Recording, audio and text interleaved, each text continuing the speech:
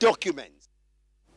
Tusalie huko pwani, tuende kaunti nambari 6 sasa, ambapo viongozi wa baraza la wazee wa Lengakima huko Taita Taveta wamemsuta Rais Ruto kwa kushindwa kutimiza ahadi alizotoa kwa wakazi wa kaunti hiyo. Mwenyekiti wa baraza hilo Ayubu Kitatu anasema wamekuwa wakipata ahadi nyingi, ila hadi sasa hakuna hatua madhubuti zilizochukuliwa kutimiza ahadi hizo.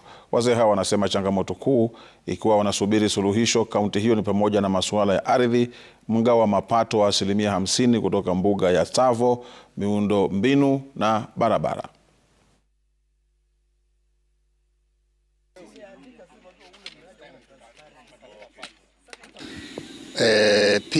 PS Mwadime ni mfano tu, Wataita ni wachapakazi.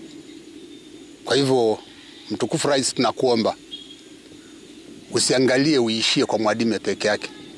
Kuna watu wengi ambao wanaweza hizo kazi kutoka Taita, na as history tells us, wakati wa Jomo Kenyatta tulikuwa na Wataita wengi tu, na kama tumezana tukaongezeka, kwa nini namba ya wafanyakazi kwa serikali wao wanapungua wakati Wataita wanaongezeka? Mradi wa barabara umekuwa unachezewa na wabunge na maseneta, na mimi natoa tu onyo kwa hao wabunge na maseneta wasichezee huu mradi.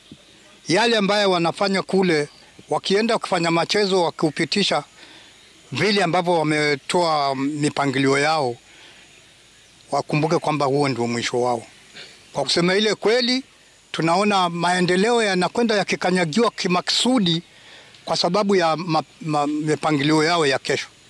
Kwa hivyo hiyo nimetoa onyo kwa maseneta na MPs, wawache hiyo mpango kabisa, wafate yale ambayo watetee wananchi, hiyo barabara ipite. Jamii ya Wataita haijawahi kutana na wewe. Wale wote wanakutana, huwa unakutana nao ni maagizo tu, ni migizo tu.